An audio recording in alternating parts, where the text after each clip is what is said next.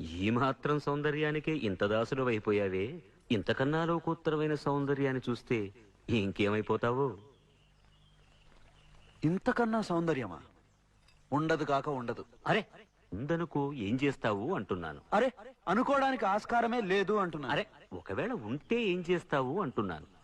ఇంతకన్నా ఆనందప్రదమై, ఆద్యంత రహితమై, అనంతమై, నా హృదయమంతా నిండి నన్ను తనలో నింపుకునే సౌందర్యమై ఉంటే అరే ఉండదయ్యా స్వామి. అరే ఉంటే ఏం చేస్తావయ్యా? ఆ సౌందర్యానికే దాసోహం అంటాను. అయితేరా చూపిస్తాను. పద చూస్తాను.